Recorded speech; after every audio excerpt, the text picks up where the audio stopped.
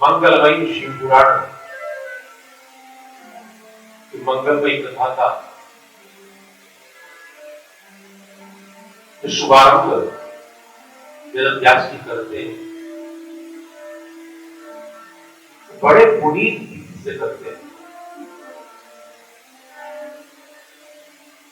इस तीर्थ का नाम है प्रयाग। तीर्थों का जो राजा है,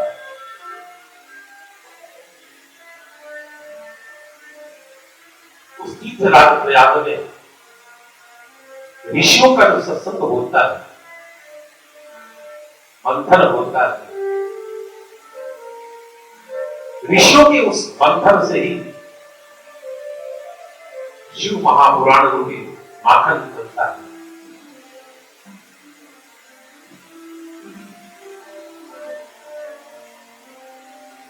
श्री शिव महापुराण की सबसे प्रथम संहिता,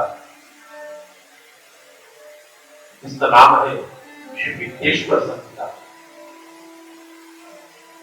इसका प्रारंभ महामुनि वेदव्यास जी करते हैं पावन मंगलाचरण से।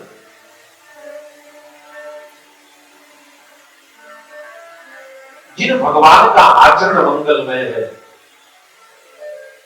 उन मंगलमय भगवान का ध्यान करना, इसी का नाम है मंगलाचरण।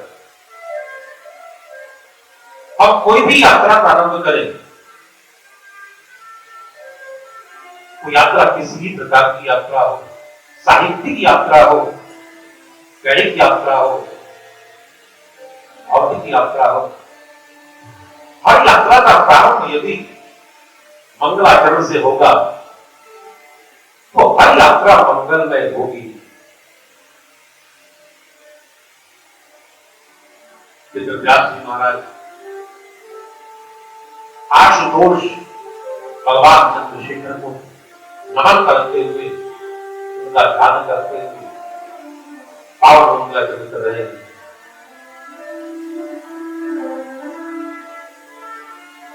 आद्यन्तमङ्गलमजात समान भावम् आर्यन्तमीशमजरा मर्मात्मदेवम् पञ्चाननम् प्रबलपञ्चविनोदशीलम् सम्भावये वरसे शङ्करमम्बिकेशम्। अम्बिकेशम, अंबिकाधिपति भूत भाव महादेव को मैं नमन करता हूं।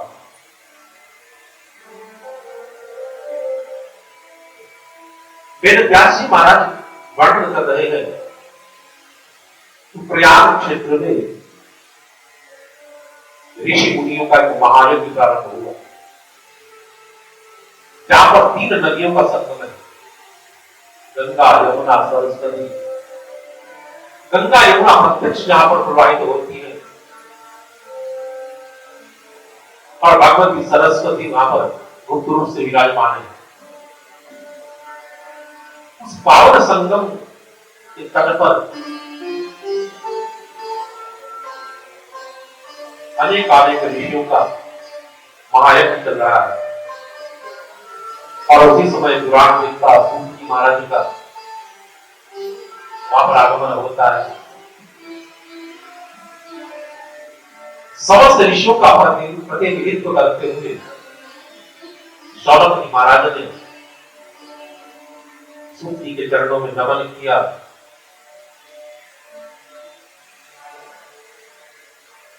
और प्रश्नों की झड़ी लगा दी।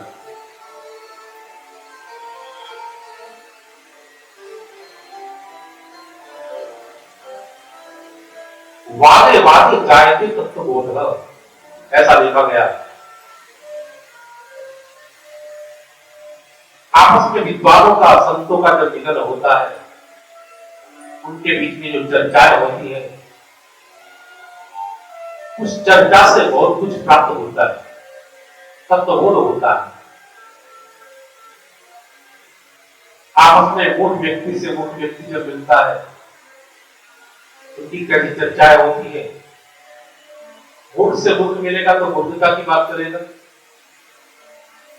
संत से संत मिलेगा तो सत्संग की धारा निकलेगी। मूर्खों में जो आपस में चर्चा होती है उसका नाम होता है विवाद, और संतों के बीच में जो चर्चा होती है उसका नाम होता है संवाद।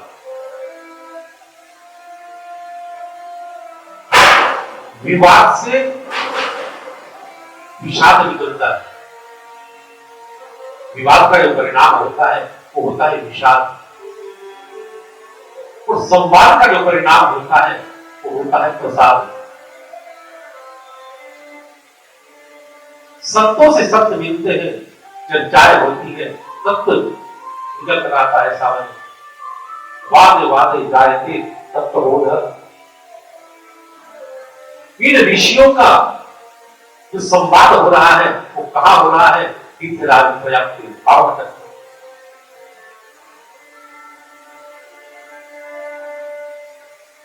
ऐसा लग रहा है कि मानो एक प्रयाग के तट पर दूसरा प्रयाग स्थापित हो। संत समाज को भी हमारे गोस्वामी तुलसीदास जी महाराज ने चलता फिरता प्रयाग ही बताया है।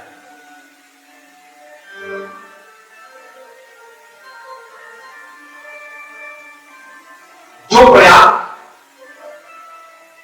तीर्थराज प्रयाग है वहां पर 3 नदियों का संगम है, गंगा, यमुना, सरस्वती। गंगा को भक्ति की प्रतीक माना गया है, यमुना को कर्म की प्रतीक माना गया है, और सरस्वती को ज्ञान का प्रतीक माना गया है। क्योंकि जैसे भक्ति निर्मल होती है वैसे गंगा भी निर्मल होती है। भक्ति का स्वभाव और गंगा का स्वभाव एक जैसा होता है। भक्ति बड़ी शीतल होती है, भक्तों का स्वभाव आप देखना, भक्त बहुत निर्मल होता है, क्रोध नाम की वस्तु नहीं होती भक्त के अंदर, वैसे गंगा भी होती है। मंदिर में जाने के तो नियम होते हैं, लेकिन गंगा तट पर जाने का कोई नियम नहीं। मंदिर में आप जाओ तो आपको स्नान करके जाना पड़ेगा, लेकिन गंगा तो कहती कि तुमने स्नान नहीं किया कोई बात नहीं, बिना स्नान किए ही आ जाओ, स्नान भी तुम्हें मैं करा दूं।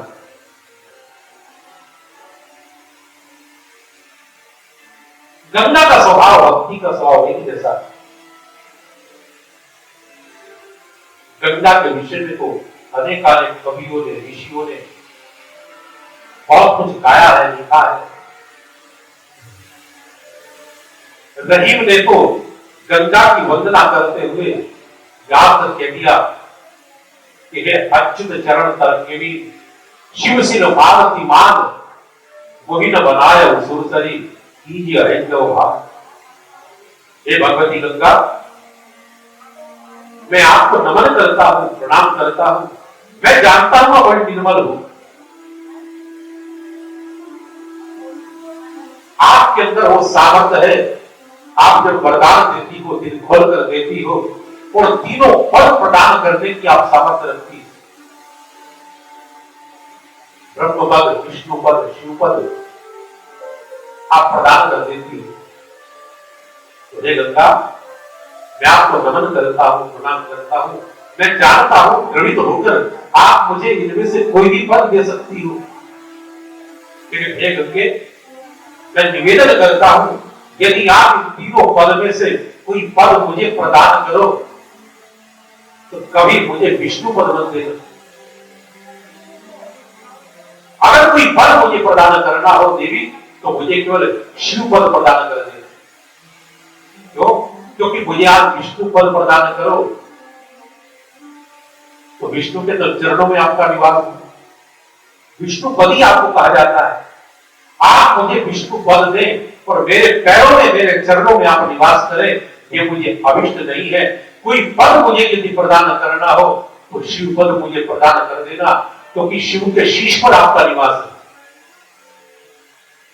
शिव पद मुझे मिले और आपको अपने शीश पर चढ़ाने का सौभाग्य मुझे मिले तो मैं धन्य हो जाऊं। वही न बनाए उस सुनसरी, कीजिए ऐसा भाग, रहीम ये प्रार्थना करते हैं।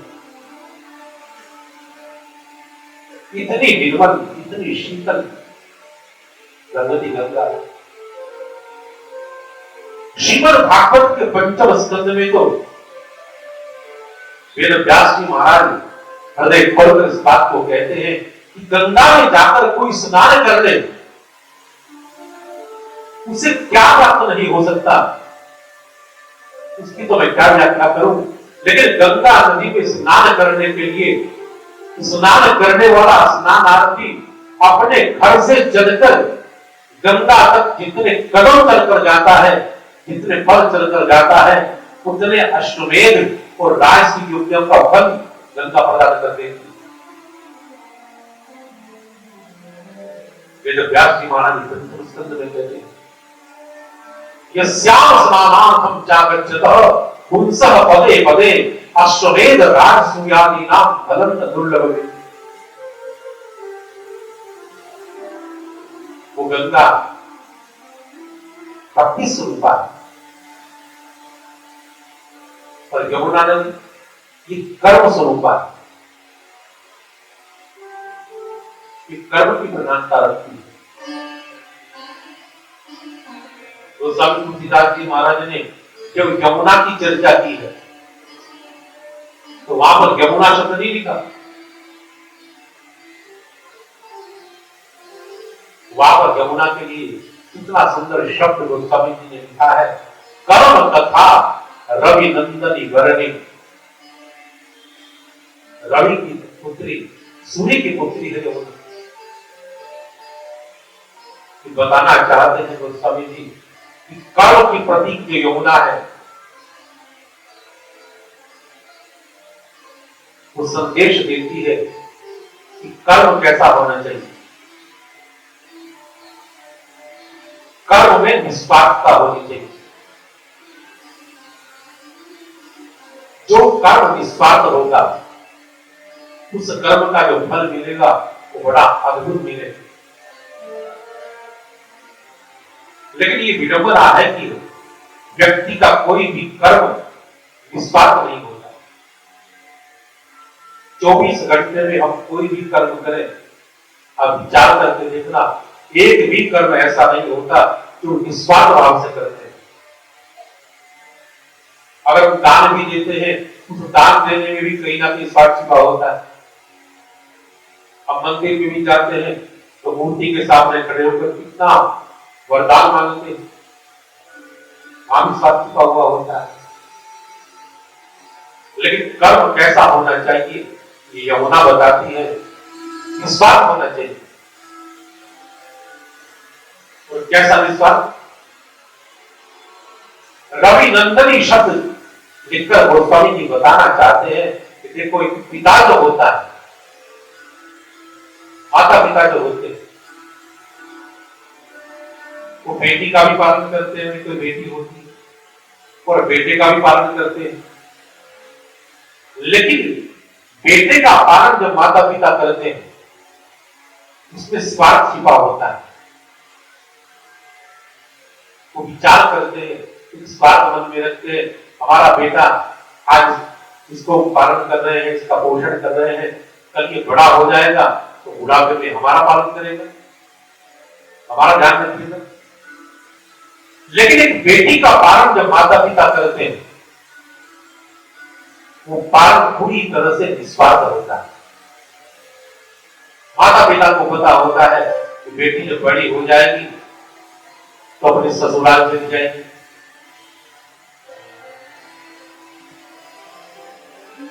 तो बेटी के पालन में निस्वार्थता होती है।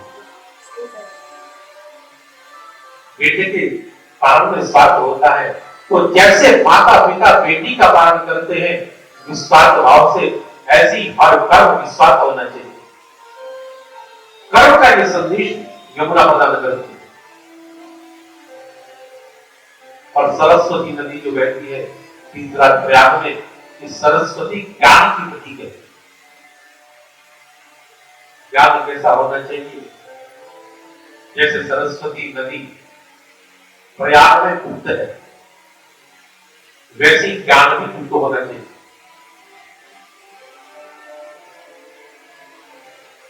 तो थोड़ा सा ज्ञान प्राप्त कर लेता है, थोड़ा सा अध्ययन कर लेता है, उसका वो जो छिछोरापन होता है बार बार उछलता है, तो सोचता है जो मैंने पढ़ा है उसका प्रदर्शन मैं बात बात में करूं। लेकिन वास्तविक ज्ञानी वो होता है तो ज्ञान को छिपा कर रखता है, जब आवश्यकता पड़े तब उसका प्रदर्शन करे। उस ज्ञान से दूसरों को रास्ता प्रदान करे, मार्ग प्रदान करे, उसका नाम ज्ञान होता है। तो ज्ञान बिल्कुल गुप्त रहना चाहिए सरस्वती की तरह से। तो भक्ति, ज्ञान और कर्म की गंगा यमुना सरस्वती के तट पर प्रवाहित हो रही है। एक संगम में गंगा यमुना सरस्वती मिल रही है और एक संगम में भक्ति, ज्ञान और कर्म मिल रहे हैं। बताना चाहते हैं गोस्वामी तुलसीदास जी महाराज कि संत समाज में ज्ञान भी है, कर्म भी है और भक्ति भी है। चलता फिरता प्रयाग है। अगर प्रयाग का दर्शन करने के लिए आपके पास समय नहीं है, आपके पास पैसे नहीं है, तो प्रयाग जाने की आवश्यकता नहीं है। वो सभी जी तो कहते हैं कि आप संत समाज में चले जाओ, संतों के चरणों में चले जाओ, वहां भी आपको तीर्थराज प्रयाग का दर्शन हो जाएगा।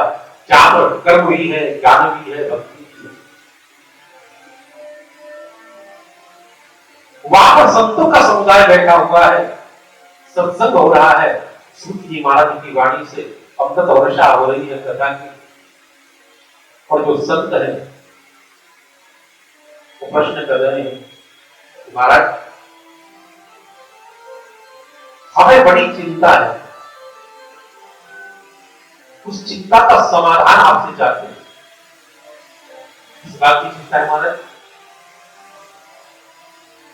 संत कह रहे हैं कि महाराज ये चिंता हमें अपने लिए नहीं है, ये चिंता हमें समाज के लिए। संतों की विशेषता होती है, संतों के अंदर जो चिंता होती है वो चिंता कभी भी अपने लिए नहीं होती। संसारी तो अपने लिए चिंता करते हैं, परंतु संत यदि चिंतित होता है तो समझ जाना चाहिए कि उस समाज का कल्याण होने वाला है।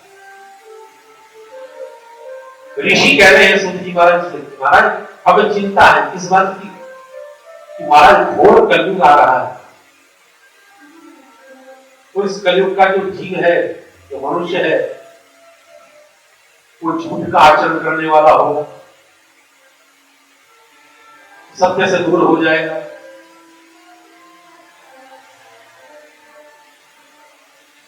पराये धन को लूटने के लिए तत्परता करेगा, हड़पने की इच्छा रखा करेगा, पापाचार में लीन हो जाएगा,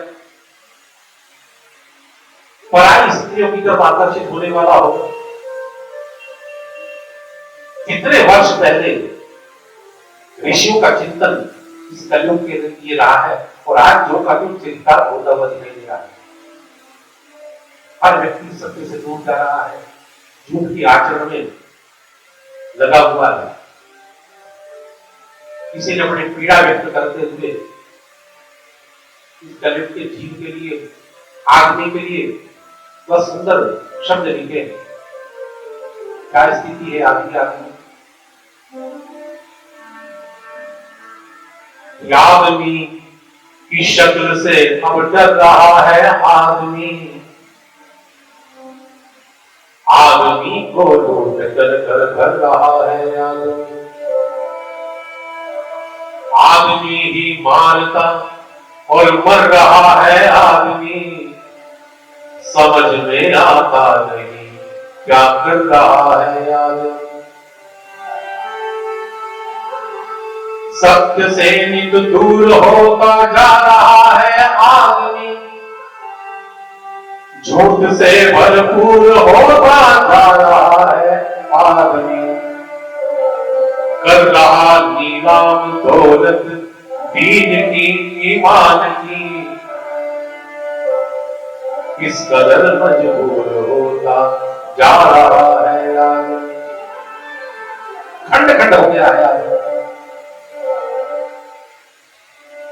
अनगिनत रिश्तों में बटकर और बिखर कर रह गया,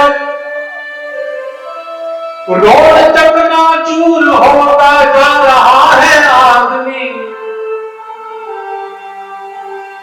कौन जाने आदमी को खा गई किसकी नजर, आदमी से दूर होता जा रहा है आदमी।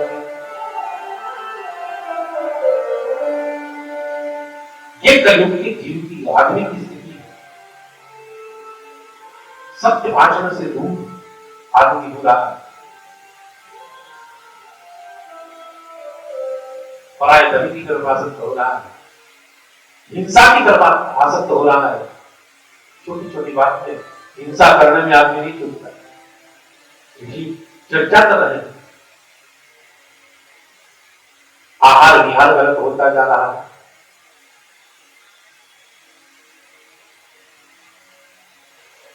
सबसे पहले अब व्यक्ति को अपने विचारों को शुद्ध करने के लिए आहार को शुद्ध करना बहुत जरूरी है। आहार यदि गलत होगा तो विचार भी गलत आएंगे, और अगर विचार ही नहीं, शरीर का धर्म बिगड़ जाएगा गलत आहार से। धीरे धीरे कलयुग अपनी सीमाओं को लांघता जा रहा है। आज स्थिति ये हो गई है कि लोग अपने घर का खाना पसंद नहीं करते। आप देखिए होटलों की संख्या, रेस्टोरेंट की जो संख्या है कितनी बढ़ती जा रही है, और विडंबना ये है कि हर जगह बहुत भीड़ दिखाई देगी। आप खाने पीने की थोड़ी सी कोई दुकान होगी, आपको अब भीड़ ही भीड़ दिखाई देगी। और अब तो व्यवस्था ये हो गई, आपको जाने की भी जरूरत नहीं, घर पर ही मंगाने की सुविधा। और निरंतर बढ़ता हुआ जो आहार है उसने इतना खराब कर दिया है जनमानस को, समाज को। आप रोजाना अखबारों में पढ़े, इस समय युवा इतनी तेजी से मर रहा है। अखबारों में आप पढ़े, शायद कोई दिन आपको मिले, इतने समाचार न मिले, अमुक युवक की हार्ट अटैक से मौत।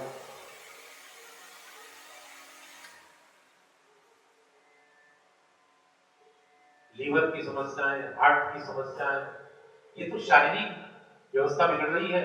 जो आत्मिक समस्याएं हैं वो कितनी बिगड़ रही हैं आहार से। कहां तक उसका चिंतन करें। घर का भोजन करें, शुद्ध भोजन करें, सात्विक भोजन करें। आपका शरीर भी स्वस्थ, आपकी आत्मा भी स्वस्थ, आपका मन भी स्वस्थ। चरक संगीता के जो रचयिता है, आयुर्वेद के प्रवर्तक चरक महाराज, उन्होंने अपने 4 प्रमुख शिष्यों को आयुर्वेद की शिक्षा प्रदान की। पूरा आयुर्वेद सिद्धांत पढ़ने के बाद जो दीक्षांत हुआ, उनके वो 4 शिष्य जाने लगे, तो चरक महाराज ने उनको बुलाया और कहा, भाई चलो दीक्षांत तो तुम्हारा हो रहा है, तुमने आयुर्वेद पूरा पढ़ लिया है, अब जरा ये बताओ कि व्यक्ति को स्वस्थ रहने के लिए क्या करना चाहिए, क्या खाना चाहिए। तो ये 4 शिष्य थे चरक महाराज के, अपनी अपनी बुद्धि के अनुसार। एक शिष्य कहने लगा, महाराज स्वस्थ रहने के लिए तो च्यवनप्राश खाना चाहिए। एक ने कहा, महाराज स्वस्थ रहने के लिए ब्राह्मी रसायन का सेवन करना चाहिए। किसी ने कहा, भाई स्वर्ण भस्म का उसका प्रयोग करना चाहिए स्वस्थ रहने के लिए। किसी ने कहा लोह भस्म का प्रयोग करना चाहिए। अपनी अपनी बुद्धि के अनुसार 4 ने बताया कि व्यक्ति कैसे स्वस्थ रहे। चरक महाराज कहने लगे कि नहीं, उन चारों ने गलत बताया। चलो मैं तुम्हें बताता हूं कि व्यक्ति को स्वस्थ रहने के लिए क्या खाना चाहिए। और 3 सूत्र चरक महाराज ने प्रदान किए।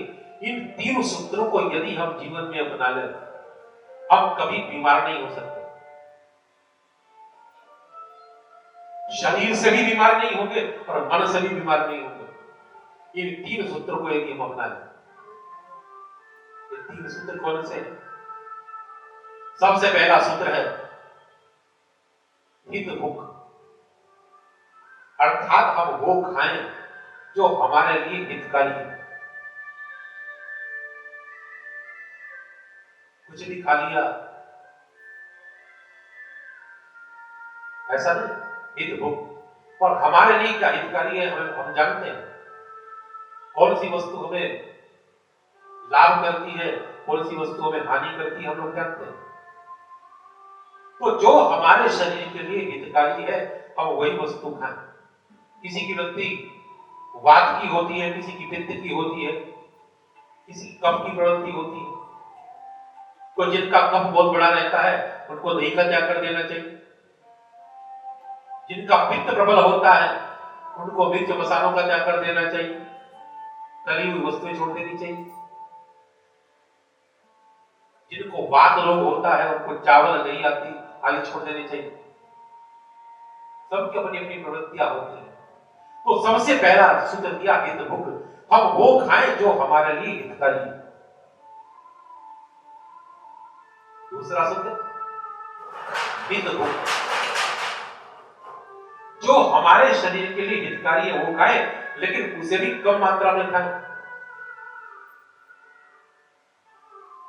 ऐसा नहीं कि उसे खाते चले जाए।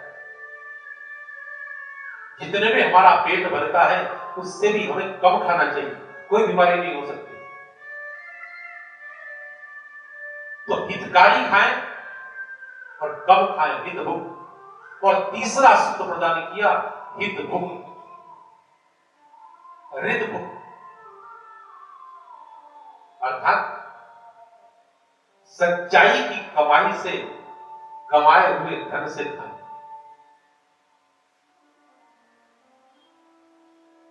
गलत धन का उपयोग न करें। सच्चाई से कमाया हुआ जो पैसा है, उस पैसे से जो घर में भोजन बनेगा उस भोजन को आप करें, कभी बीमार नहीं हो सकते। ध्यान देना,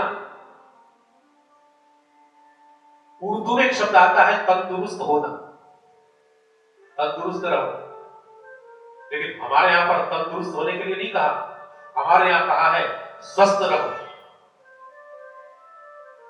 स्वस्थ रहने का मतलब क्या होता है? स्व में स्थित रहना, अपने आप में स्थित रहना, स्वस्थ। इसको भगवद गीता में स्थित प्रज्ञ कहा गया है। रित भुख, कभी भी गलत कमाई से बनाया हुआ भोजन मत खाओ। रिश्वत लेकर उस पैसे से आपके घर की रसोई चलेगी, आप कभी स्वस्थ नहीं रह सकते। चोरी किए हुए पैसे से आपकी रसोई में अन्न बनेगा, आप कभी स्वस्थ नहीं हो सकते। गलत तरीके से कमाए हुए पैसे से आपकी घर की रसोई चलेगी, आप कभी स्वस्थ नहीं हो सकते। हक की कमाई खाओ स्वस्थ रहने के लिए। रित भुख, 3 सूत्र प्रदान किए, हित भुख, वित भुख, रित भुख।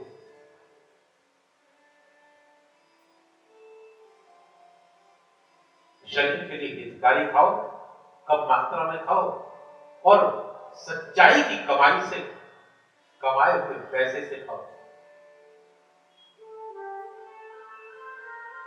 कितने सुंदर सूत्र है।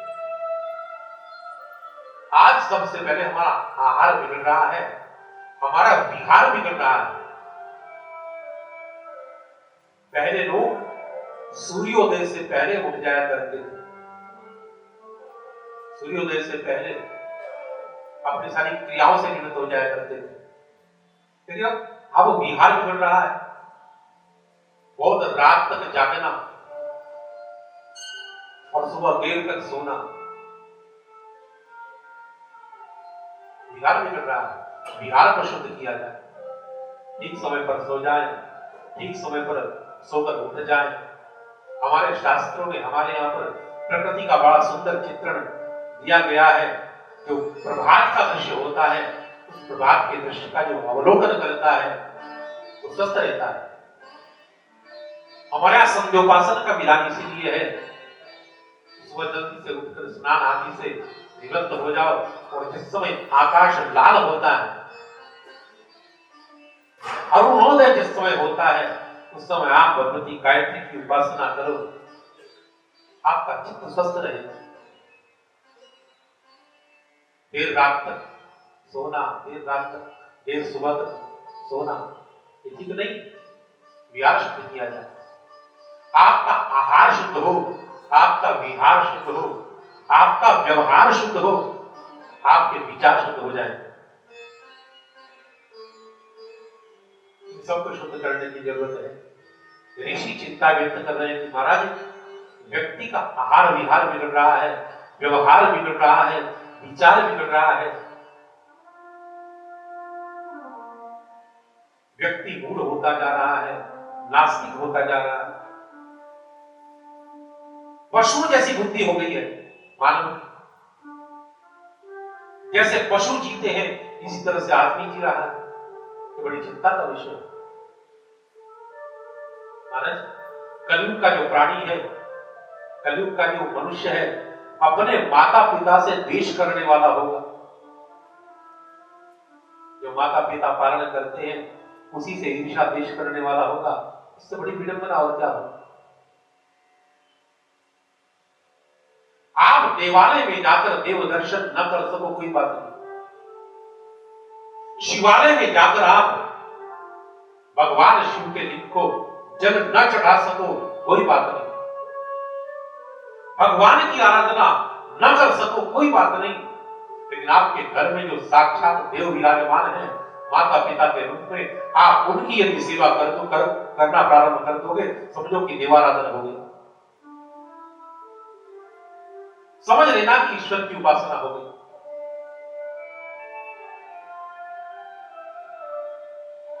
माता पिता जागृत देव। बहुत से व्यक्ति अपने जीवन में तो माता पिता को कष्ट देते हैं, और जब वो दुनिया से चले जाते हैं तो बड़ी सुंदर मालाएं उनको पहनाएंगे, सबको दिखाने के लिए श्राद्ध करेंगे, ब्राह्मण भोजन करेंगे, ब्राह्मण भोजन कराएंगे। किसी कवि ने लिखा है कि मन किया पावन नंदन, पावन किया तो क्या किया, गीदड़ों में सिंह सा गर्जन किया तो क्या किया। आस में देखी निराशा तो बहुत चिंतित रहे, भूख से और प्यास से मां बाप तो पीड़ित रहे। जा गया में श्राद्ध और तर्पण किया तो क्या किया, मन किया पावन नंदन, पावन किया तो क्या किया। जीवित अवस्था में माता पिता को परेशान कर रखा, और जब वो मर गए तो जाकर तुम गया में श्राद्ध कर रहे हो, तो जा गया में श्राद्ध और तर्पण किया तो क्या किया। ऐसे श्राद्ध और तर्पण करने का कोई महत्व नहीं है जब तक जीवित माता पिता की आप सेवा न कर सकते। हमारे यहाँ पर ग्रंथ भरे पड़े हैं, शास्त्र भरे पड़े हैं उन सिद्धांतों को बताने के लिए। जो लोग माता पिता की सेवा करते हैं उनको कितने पुण्य की प्राप्ति होती है।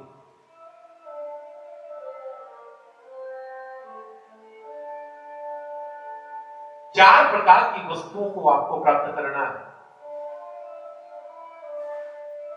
तो आप माता पिता की सेवा करने प्रारंभ करें। नित्यवद्योपसेविनः चत्वारि तस्य वर्धन्ते आयुर्विद्या यशोबलम। आपकी आयु लंबी होगी, आप विद्यामान बन जाओगे, आपका यश बढ़ेगा और आपका बल बढ़ेगा। आयुर्विद्या यशोबलम, ये चार वस्तुएं आपको प्राप्त करनी है, तो माता पिता की सेवा करनी प्रारंभ करें।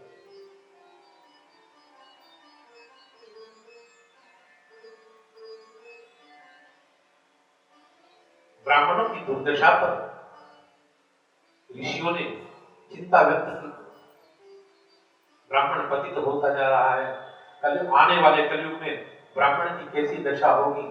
ब्राह्मण के लिए जो धर्म बताए गए हैं, व्रत जप तप नियम स्वाध्याय श्रम दम दया दान, इन सबसे नष्ट होता जाएगा ब्राह्मण, और इस स्थिति में पहुंच जाएगा, न मस्तक पर तिलक होगा, न यज्ञोपवीत होगा, न शिखा होगी।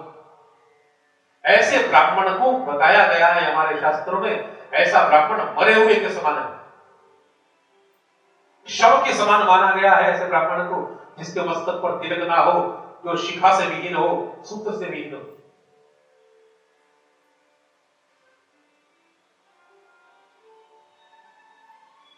क्या होगा महाराज इस कलयुग में? तो हम आपसे निवेदन करते हैं, ऋषि कहने लगे, इन सारी व्यवस्थाओं को सुधारने के लिए कोई ऐसी कथा सुनाइए जिस कथा के माध्यम से विश्व सुधर जाए, समाज सुधर जाए, पवित्र हो जाए ये युग। सूती महाराज बड़े प्रसन्न हुए और साधुवाद किया ऋषियों को, और प्रारंभ की कथा शिव महापुराण की।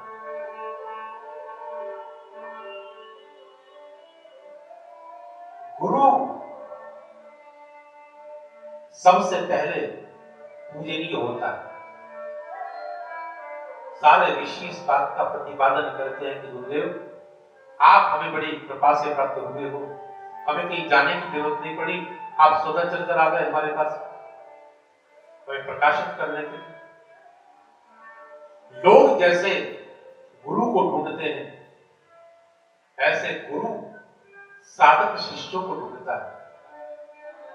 हमें कोई साधक मिल जाए, प्रश्न उत्तर प्रश्न पूछने वाला, और हम शास्त्रों के माध्यम से निराकरण करें उसके प्रश्नों का, उसकी समस्याओं का। सदगुरु जो होते हैं वो सद शिष्यों को ढूंढते हैं। तो जीवन में कोई सदगुरु मिल जाए तो जीवन धन्य हो जाता है। इसलिए सबसे पहले अपने जीवन में किसी गुरु को धारण करें, गुरु के मार्गदर्शन में रहे। लोग फैमिली डॉक्टर बनाकर रखते हैं, न जाने कब जरूरत पड़ जाए। लेकिन फैमिली डॉक्टर हो या ना हो, लेकिन एक गुरु जरूर होना चाहिए जिसके संरक्षण में हमारा पूरा परिवार रहे। क्या करना है, क्या क्या नहीं करना है, हमारा जीवन कब बिगड़ जाए कोई भरोसा नहीं। छोटी सी कोई समस्या आ जाए, हमारा जीवन पतन का रास्ता पकड़ लेता है। इस पतन से यदि बचना हो तो जीवन को किसी गुरु के संरक्षण में अर्पण कर। कबीर सूत्र प्रदान करते हैं, हमारे जीवन में गुरु की कितनी जरूरत है। तो गुरु को गोविंद से भी महान बताते हैं। गुरु गोविंद दो खड़े काके लारो पार, बलिहारी गुरु आपने गोविंद दियो बता।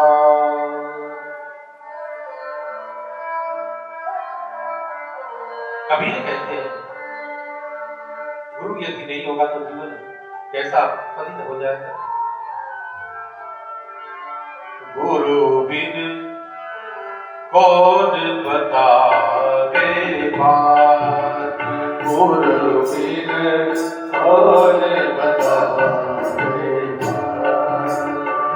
गुरु बिन कौन बतावे बात, गुरु बिन कौन बतावे बात, गुरु बिन कौन बतावे बात, गुरु बिन कौन बतावे बात। बड़ा विकट यम घाट, गुरु बिन कौन बतावे बात, गुरु बिन और बता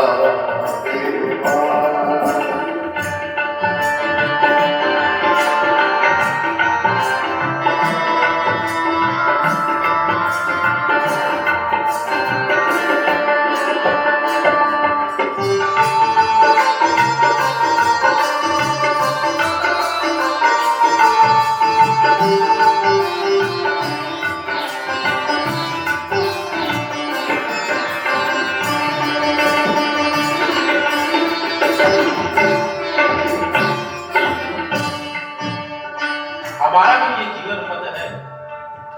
इस जीवन पथ में कितनी सारी उलझने हैं,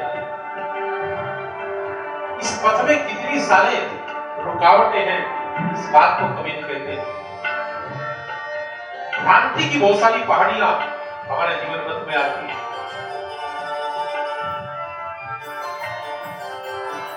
नदी आती है बीच में समस्याओं की, बड़े बड़े पर्वत आते हैं अहंकार के, विकार के। यदि गुरु जीवन में नहीं होगा, भटक जाओगे, गिर जाओगे। कबीर कहते हैं भ्रांति पहाड़ी नदियां बिछले, अहंकार की घाट। भ्रांति पहाड़ी नदियां बिछले, अहंकार की घाट। काम क्रोध दो पर्वत खाड़े, काम क्रोध दो पर्वत खाड़े, लोभ चोर संघात। काम क्रोध दो पर्वत खाड़े, लोभ चोर संघात। काम क्रोध दो पर्वत खाड़े, काम क्रोध दो पर्वत खाड़े, लोभ चोर संघात। गुरु बिन कौन बतावे बात। गुरु बिन कौन बतावे बात। गुरु बिन कौन बतावे बात। गुरु बिन कौन बतावे बात।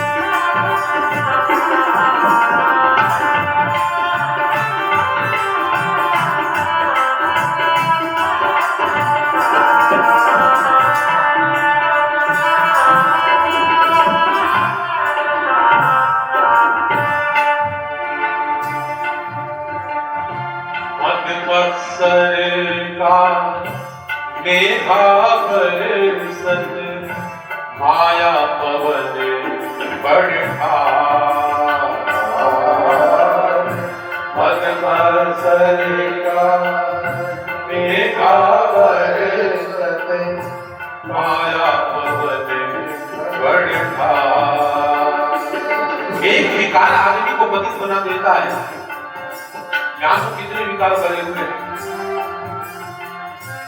काम क्रोध मद लोभ मोह। अभिमान का मेघ बरसता रहता है जीवन में। मद बक्सर का मेघा बरसत माया पवन बढ़ार। मद बक्सर का मेघा बरसत माया पवन बढ़ार।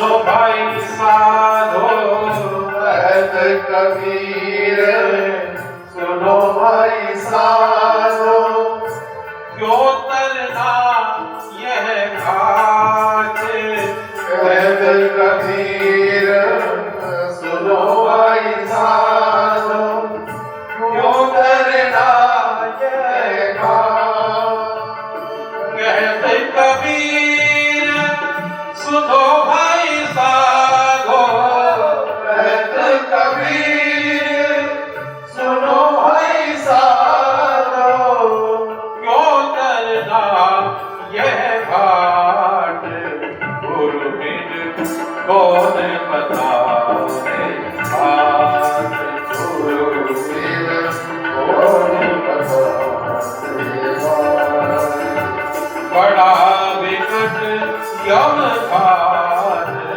गुरु बिन कौन बताए घाट गुरु बिन कौन बताए घाट गुरु बिन कौन बताए घाट कौन बताए घाट गुरु बिन कौन बतावे बात। गुरु ब्रह्मा गुरु विष्णु गुरु देवो महेश्वर गुरु साक्षात परब्रह्म तस्मै श्री गुरु। सब कुछ गुरु को ही बता दिया। ये ब्रह्मा है वही, इसलिए ब्रह्मा जी को साक्षात नहीं देखा है। भगवान विष्णु के विषय में हमने सुना है, वो क्षीर सागर में रहते हैं, वैकुंठ में रहते हैं, लेकिन प्रत्यक्ष दर्शन यदि आपको करना हो, हमारे शास्त्र कहते हैं गुरु का दर्शन करो। वही ब्रह्मा है, वही विष्णु है, वही महेश है, जागृत देव है गुरु।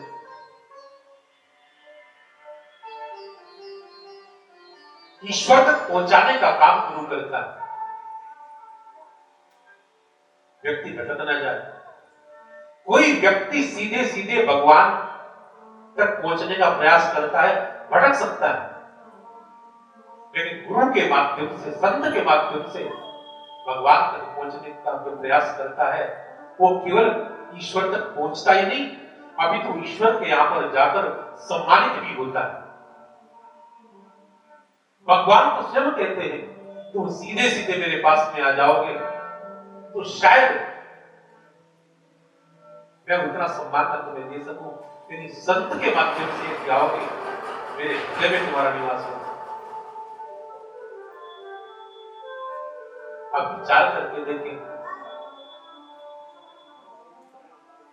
सुग्रीव और बाली दो भाई, उनमें बाली का चरित्र आप देखिए और सुग्रीव का चरित्र आप देखिए। बाली जो है भगवान का भक्त है। इसमें बाली की पत्नी आकर कहती है बाली से कि देखो तुम सुग्रीव से अब बैर मत रखो, भगवान राम के साथी बन गए हैं, वो तुम्हें मार देंगे।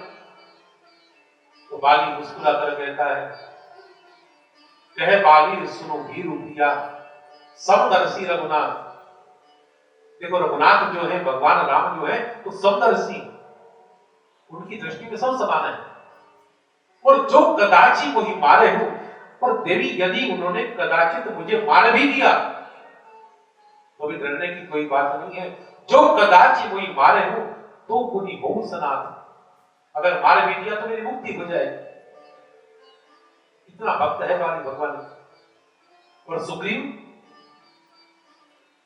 सुग्रीव का विश्वास नहीं है भगवान पर। सुग्रीव तो राम के रावत्व की परीक्षा लेता है। उनको कहता है कि सामने वो 7 पेड़ खड़े हुए हैं, उन 7 पेड़ों को यदि आपने बाण से गिरा दिया तो मुझे विश्वास हो जाएगा कि आप भगवान हो, और यदि ऐसा नहीं करोगे मैं आपको आप पर विश्वास नहीं कर सकता। यानी सुग्रीव तो परीक्षा लेकर देखता है भगवान, बिना परीक्षा के विश्वास नहीं करता। और बाली के अंदर इतना विश्वास कि जो कदाचित वही मारे हो तो पुनि हो सनाथ। लेकिन फिर भी भगवान ने सुग्रीव का पक्ष लेकर बाली का वध कर दिया। जानते हो क्यों? क्योंकि सुग्रीव भगवान राम तक सीधे सीधे नहीं पहुंचा था। सीधे सीधे पहुंचता तो शायद सुग्रीव का पक्ष भगवान ना लेते, लेकिन सुग्रीव भगवान राम तक पहुंचा है श्री हनुमान जी महाराज के माध्यम से, एक संत के माध्यम से, एक भक्त के माध्यम से। मेरे भक्त के माध्यम से, मेरे संत के माध्यम से, सदगुरु के माध्यम से यदि मेरे पास आओगे, मैं तुम्हें अपने मस्तक पर बैठा लूंगा। भगवान कहते हैं इसलिए अपने जीवन में गुरु धारण करना बहुत जरूरी है। गुरु के माध्यम से परमात्मा तक पहुंचो। सूत जी महाराज ऋषियों की समस्याओं का समाधान कर रहे हैं, शिव पुराण की महत्ता बताई। इतना महान है शिव पुराण।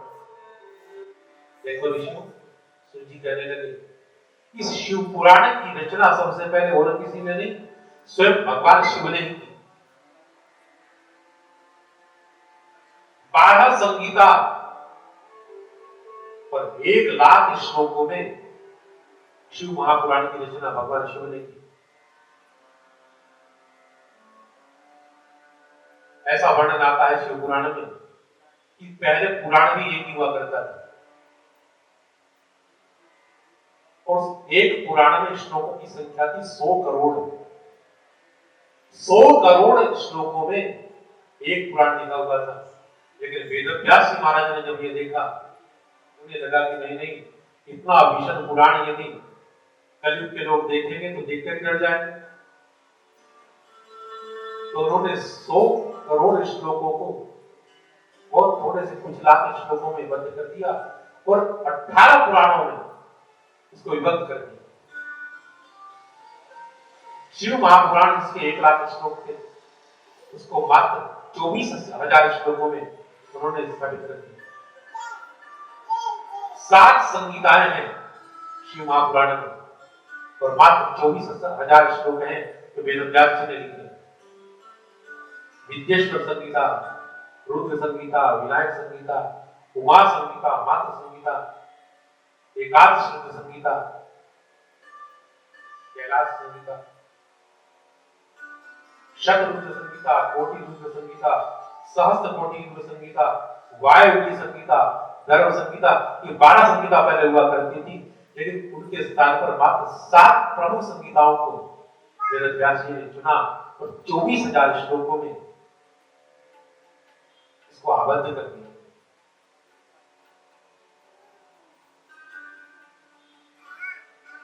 सूती कहने लगे, ऋषियों, एक बार 6 कुल के ऋषियों में आपस में विवाद हो गया। विद्वान लोग, संत लोग आपस में यही चर्चा करते रहते हैं। 6 कुल के ऋषि मिले, आपस में एक दूसरे से कुशल पूछी, तो उनके पास करने के लिए और बातें तो होती थी। विद्वान लोग होते हैं तो शास्त्र की चर्चा करते हैं। तो इस बात पर विवाद हो गया कि सबसे अच्छा साधन भगवान को प्राप्त करने के लिए कौन सा है। भगवान को प्राप्त करने के लिए कौन से साधन को अपनाया जाए। कोई सा साधन बता रहा है, कोई ऋषि कोई और साधन बता रहा है। तो लड़ते झगड़ते आपस में इन 6 कुल के ऋषि ब्रह्मा जी के पास में पहुंच गए। उनके सामने जाकर समस्या रखी। ब्रह्मा जी कहने लगे, भाई लड़ने झगड़ने की बात नहीं है, चलो मैं आपको बताता हूं। भगवान को प्राप्त करने के लिए 3 सबसे प्रमुख साधन है। कौन से साधन है?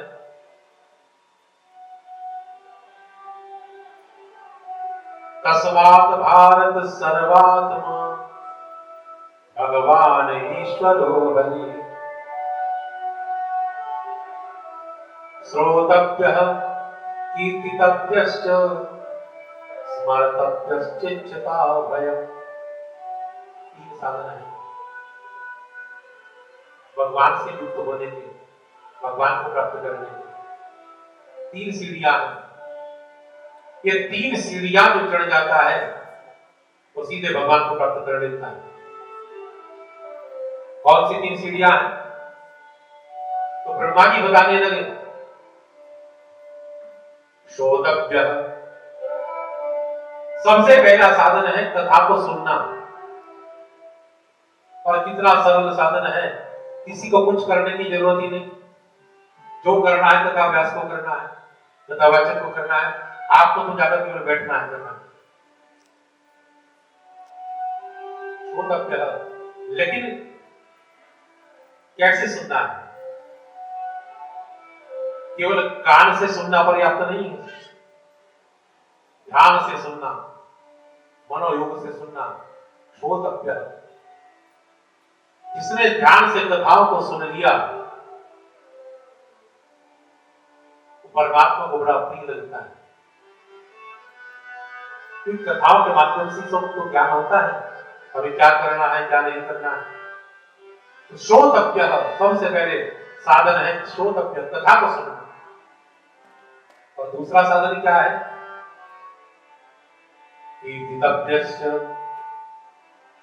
कीर्तन करना। लेकिन कीर्तन कैसे करना? केवल तबला बज रहा हो, हारमोनियम बज रहा हो और ताली बजाकर कीर्तन करने लगे या नाचने लगे, केवल यही सब कीर्तन नहीं। जिन भगवान की कथाओं को हमने सुना है ध्यान से, उन भगवान की लीलाओं में डूबकर उनके नाम का कीर्तन करना, आंख बंद करके उनकी लीलाओं का दर्शन करना और तब वाणी से उनका कीर्तन करना, गुणानुवाद गाना, इसका नाम कीर्तन है।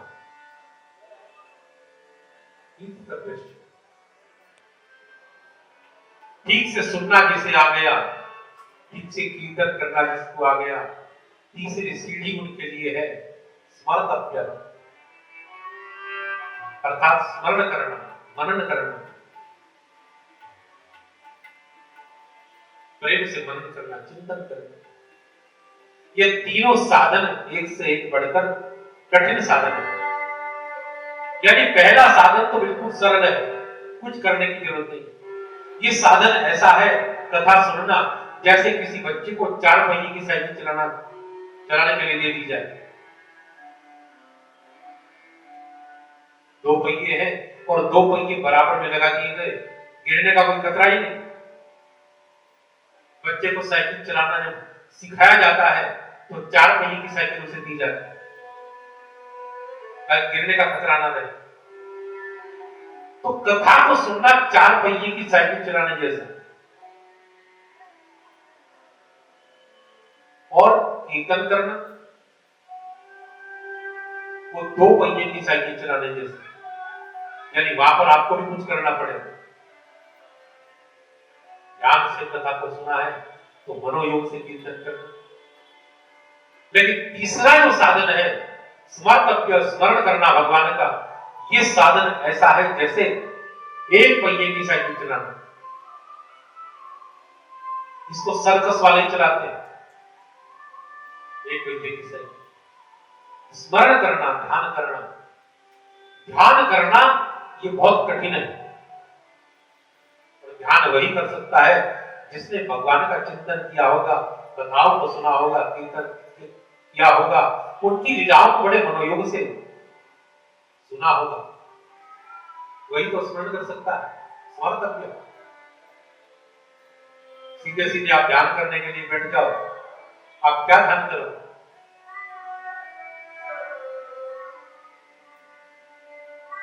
अष्टांग योग में बहुत प्रयास करना पड़ता है ध्यान तक पहुंचने के लिए। एक शिष्य पहुंच गया गुरु जी के पास, महाराज मैं ध्यान करना चाहता हूं, मुझे ध्यान विधि सिखाइए। गुरु जी कहने लगे भाई देखो, ध्यान तक पहुंचने के लिए थोड़ा प्रयास करना पड़ेगा।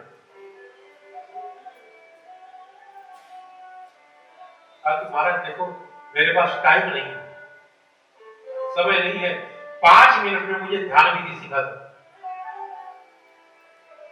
ध्यान कैसे किया जाता है? गुरु जी को क्रोध आ गया, 5 मिनट में ध्यान करना सीखना चाहता है। तो गुरु जी ने कह दिया भाई ठीक है, फिर 5 मिनट में यदि तुम ध्यान सीखना चाहते हो तो आंख बंद कर किसी का भी ध्यान कर लो। हो गया ध्यान? तुम्हारा किसका ध्यान करो? आंख बंद कर। तो गुरु जी ने कह दिया भाई और चाहे किसी का भी ध्यान करो, फिर भूल कर भी कभी ऊंट का ध्यान मत करना। आंख बंद करो और चाहे कुछ भी आ जाए विचार में, लेकिन कभी भी ऊंट विचारों में नहीं आना चाहिए। ठीक है गुरु। अब घर पर आकर सोचा भाई चलो ध्यान लगाकर देखते हैं। अब बैठा ध्यान लगाकर आंख बंद की, गुरु जी ने कहा भाई ऊंट का विचार मत करना। तो सोचता भाई और चाहे कुछ भी मन में आया ऊंट नहीं आना चाहिए। फिर आंख बंद करके जब बैठा तो ध्यान तो इस बात पर है कि ऊंट नहीं आना चाहिए विचारों में। तो आंख बंद जब की तो ऊंट के अलावा और कोई चिंतन में नहीं आ रहा, क्योंकि मन तो ऊंट में उलझा हुआ है, ऊंट का ध्यान नहीं करना। लेकिन ध्यान में बार बार ऊंट ही आ रहा है। तो ध्यान पर पहुंचना, मन एकाग्र करना, मन को एकाग्र करने तक पहुंचना बड़ा कठिन है। स्मरण तत्व तीन साधन है। इन 3 साधनों को जिसने जीवन में अपना लिया तो भगवान से युक्त हो जाता है। ऋषि पूछने लगे कि महाराज साधन तो आपने बहुत अच्छे बताए, लेकिन महाराज हम तो बहुत सरल साधन पूछना चाहते हैं, इससे भी सरल कुछ हो जो बिल्कुल कुछ करना ही ना पड़े। ध्यान लगाना, बैठना, कथा सुनना 3-4 घंटे तक, फिर कीर्तन करना। महाराज इतना समय यदि किसी के पास समय ना हो वो क्या करे?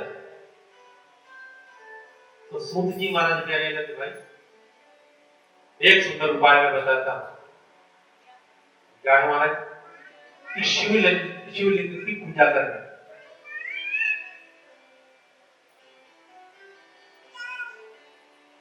भगवान शिव का ध्यान करना, भगवान शिव का दर्शन करना, भगवान शिव की पूजा करना।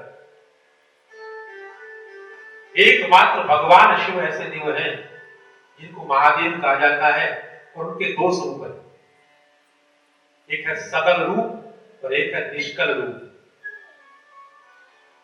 सकल रूप क्या है?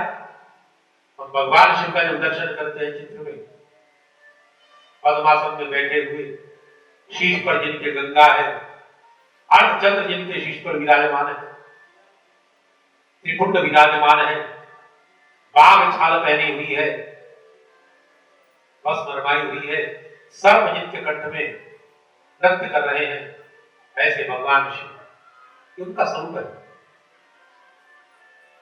और दूसरा स्वरूप है निष्कल निराकार ब्रह्म, जिसको शिवलिंग के रूप में हम दर्शन करते हैं। यदि उनके साकार रूप का दर्शन ना कर सको तो शिवलिंग के रूप में, निष्कल रूप में उनका दर्शन कर लेना।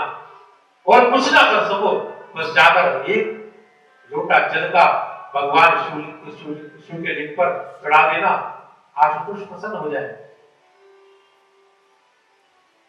नाम ही है जिनका आशुतोष, अर्थात सबसे कम में संतुष्ट होने वाले।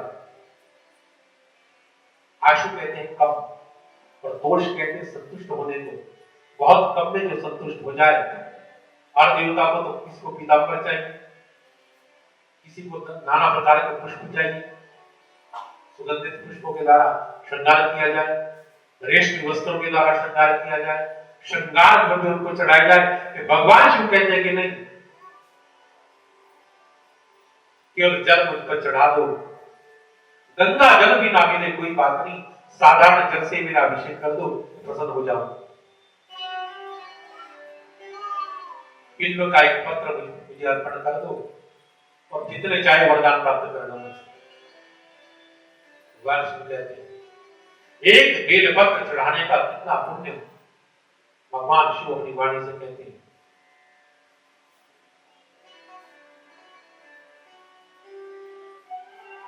काशीवास निवासे च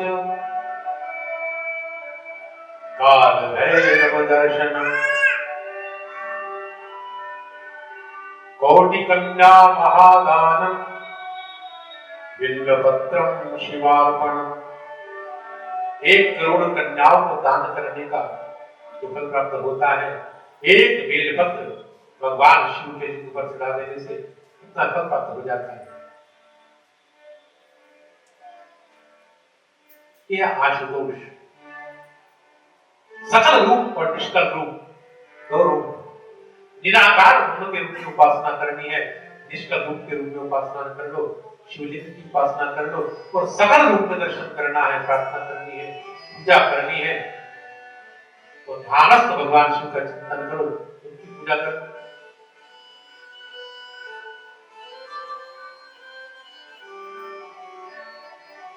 सूत जी ने कहा कि शिवलिंग का स्वरूप कैसे बना, तो बताया कि ब्रह्मा और विष्णु भगवान का दर्शन करने के लिए बाहर चले, तो चिंतन करने लगी कि कैसे दर्शन करें, वो कहाँ मिलेंगे, उनका दर्शन कैसे करेंगे। तो रास्ते में भगवान शिव ने शिवलिंग के रूप में ब्रह्मा और विष्णु को दर्शन दिया।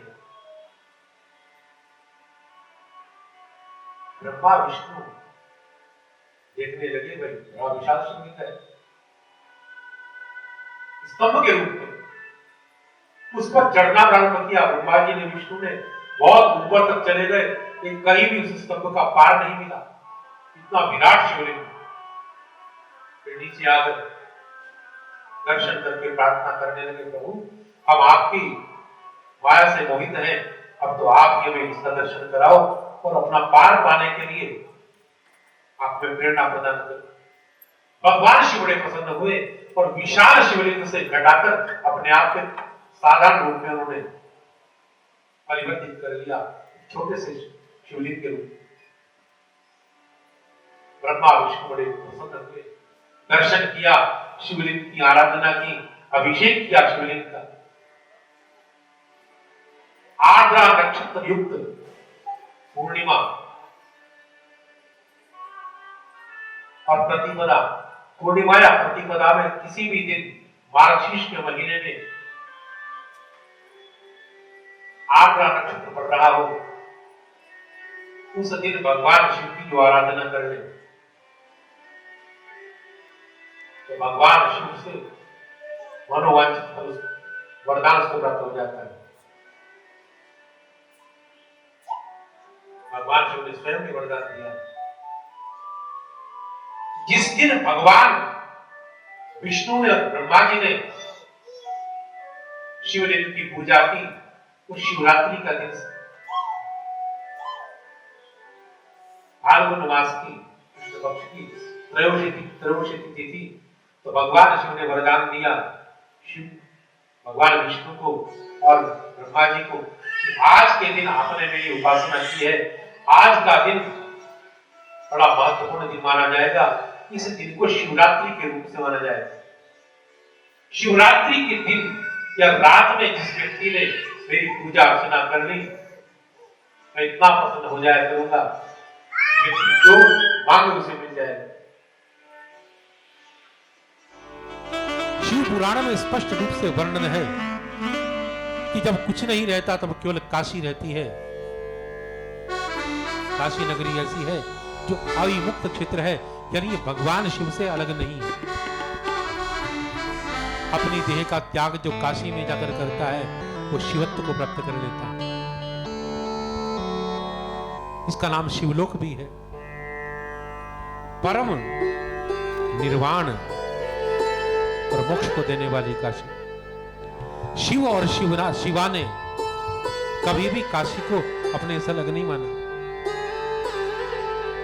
अपने सानिध्य में रखा है। यानी सृष्टि की स्थापना से भी पहले काशी की स्थापना भगवान शिव और पार्वती ने की। अब शिव और पार्वती की इच्छा है कि एक हो हम बहुत श्याम, हम एक हैं, अब बहुत बनना चाहते हैं, तो क्या किया जाए। अब भगवान शिव ने अपने वाम भाग में अमृत का लेपन किया और उस अमृत से भगवान विष्णु की उत्पत्ति हुई। भगवान विष्णु ने भगवान शिव की आज्ञा से संकल्प किया एक ओम भविष्याम, और भगवान विष्णु ने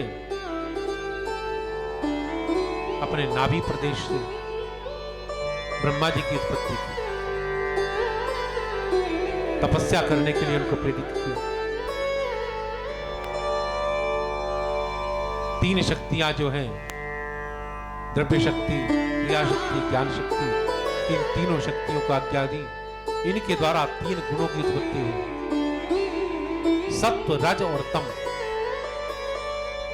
इनके द्वारा पांच अहंकार, पांच महाभूत पैदा हुए।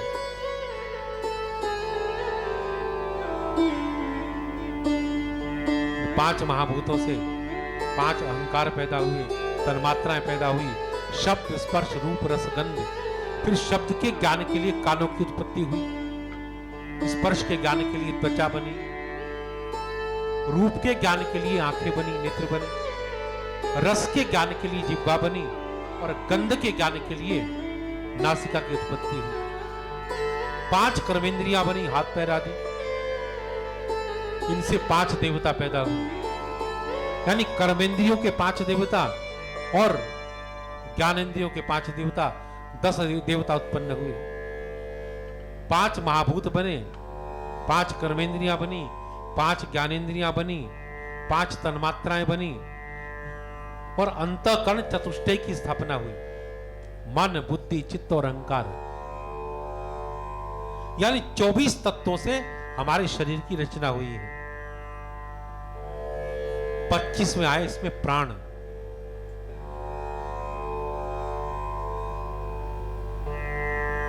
और 26वां तत्व है आत्मा। आत्मा का कोई काम नहीं है, आत्मा केवल दृष्टा मात्र है। 26वां तत्व है। 25वां तत्व है प्राण, और 24 तत्वों से हमारा शरीर बना है। दंतकार कहते हैं कि हमारे शरीर में जितने अंग हैं, उन अंगों के अलग अलग देवता हैं। हमारे शरीर का जो भाग खराब हो गया है, उसी भाग के देवता की सम्यक आराधना यदि की जाए तो हमारा शरीर का वो भाग ठीक हो जाता है। जैसे हमारे हाथों के देवता हैं इंद्र, तो हमारे हाथों में कोई दिक्कत है, हाथों में दर्द है, इंद्र की उपासना की जाए तो हमारे हाथ ठीक हो जाते हैं। हमारे मन के देवता हैं चंद्रमा, चंद्रमा का दान दिया जाए, चंद्रमा की उपासना की जाए, हमारा मन स्वस्थ हो जाता है। तो जितने भाग हैं हमारे शरीर के, हर भाग के अलग अलग देवता हैं। हमारे कानों के जो देवता हैं, दिशा देवता हैं, जिन्हें दिक्पाल कहा जाता है। हमें कानों से कम सुनाई देना शुरू हो जाए, दिक्पालों की आराधना कर ली जाए, कानों से ठीक सुनाई देना प्रारंभ हो जाएगा। बुद्धि के देवता है ब्रह्मा, बुद्धि खराब होने लगे, ब्रह्मा की आराधना करनी है। जैसे हमें कोई बीमारी हो और किसी जनरल फिजिशियन को हम दिखाएं तो दवाई हमें दे दे तो ठीक हो भी सकते हैं, और कभी कभी ऐसा भी होता है कि दवाई काम नहीं करती। हम कहते हैं इस डॉक्टर की दवाई तो लगी नहीं, चलो किसी और डॉक्टर को दिखाते हैं। तो जनरल फिजिशियन को दिखाएंगे तो हो सकता है कि हम ठीक ना भी हों, लेकिन यदि हम किसी स्पेशलिस्ट को दिखाएं तो जल्दी ठीक हो जाते हैं। हार्ट प्रॉब्लम हुई, हार्ट स्पेशलिस्ट को दिखाया, क्योंकि इस हार्ट स्पेशलिस्ट ने केवल हार्ट पर ही शोध किया हुआ है। अपनी पढ़ाई जो की हुई है हृदय रोग पर की हुई है, तो दवाई दे काम ठीक हो जाए। वैसे ही जिस भाग पे बीमारी है, उस भाग के देवता की आराधना करेंगे, शरीर का वो भाग ठीक हो जाएगा। तो 24 तत्वों से हमारा शरीर बना है, 25 में प्राण है, 26वां तत्व है आत्मा। इस विषय को ठीक से समझने के लिए हमारे ग्रंथकार, हमारे टीकाकार कहते हैं कि यदि देह के विधान को समझना हो, यदि देह के संविधान को समझना हो तो अपने देश के संविधान को समझ ले, तो देह का संविधान समझ में आ जाएगा। देश का संविधान क्या है? देश को ठीक तरह से चलाने के लिए देश को अलग अलग भागों में विभक्त कर दिया गया है, राज्य बना दिए गए हैं, स्टेट बना दी गई है, तो हर राज्य का मुखिया बना दिया गया है जिसको मुख्यमंत्री कहा जाता है। तो केवल अपने अपने प्रदेश को देखता है, अपने अपने प्रदेश की समस्याओं को देखता है। संसदीय क्षेत्र बना दिए गए हैं, सांसद जो होता है वो अपने संसदीय क्षेत्र का अवलोकन करता है, उसकी जिम्मेदारी को निभाता है। तो ये जो अलग अलग देवता हैं हमारी देह के, ये है सांसद, अपने अपने विभाग को देखते हैं। 24 सांसद हैं, 25 में है प्राण, ये प्राण है प्रधानमंत्री। कोई मंत्री, कोई सांसद इस्तीफा दे दे, देश की सरकार नहीं गिरती। लेकिन यदि प्रधानमंत्री इस्तीफा दे दे तो क्या होता है? सरकार गिर जाती, दोबारा चुनाव कराने पड़ते हैं। वैसे ही 25 में है प्राण, प्राण यदि समाप्त हो जाए तो क्या होता है? शरीर गिर जाता है। 26वां तत्व है आत्मा, ये आत्मा है राष्ट्रपति, इनका कोई कार्य नहीं है, वो दृष्टा मात्र है। तो देश का संविधान और देह का संविधान एक जैसा है। हमारे देश के का जो नक्शा है, जो मानचित्र है, वही मानवाकृति जैसा है। जैसे किसी मनुष्य की देह हो, ऐसा ही हमारे देश का नक्शा भी है। हमारे देश का नक्शा हम देखें तो कभी कभी दिखाया जाता है भारत माता को हाथ में तिरंगा लेकर खड़े हुए, और देश के नक्शे के बीच में, भारत के मानचित्र के बीच में भारत माता खड़ी हुई है तिरंगा लेकर। ये देश का संविधान। परंतु प्रायः चर्चा करते हैं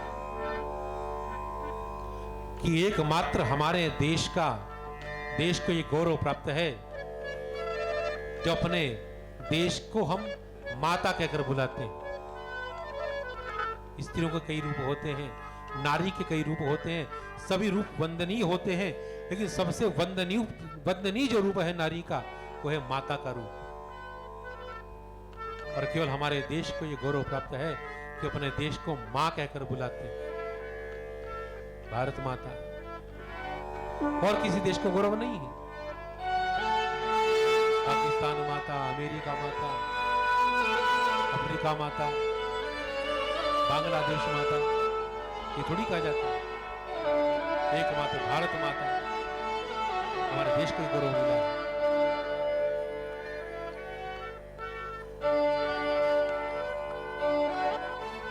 एकमात्र हमारा देश ऐसा है, भारत माता, और भारत माता की आराधना स्वयं प्रकृति भी करती है। कश्मीर जो है ये भारत माता का भाल है, मस्तक है। और दक्षिण के जो प्रांत है, तमिलनाडु वगैरह, ये भारत माता के चरण हैं। और आप जरा विचार करें, भारत माता का भार जो है कश्मीर, उस कश्मीर में पैदावार होती है केसर की। मानो प्रकृति केसर का तिलक लगाकर अभिवादन कर रही है, पूजन कर रही है भारत माता का। भारत माता के चरणों में पैदा होता है नारियल, मानो नारियल की भेंट चढ़ाकर प्रकृति भारत माता के चरणों की पूजा कर रही है। एकमात्र भारत माता को यह गौरव मिला है। हमारे इतिहासकार, हमारे ग्रंथकार कोई वंदना करने से पहले अपने देश की वंदना भी करते हैं, राष्ट्र की वंदना भी करते हैं, राष्ट्रगान जरूर करते हैं, राष्ट्रगीत जरूर गाते हैं।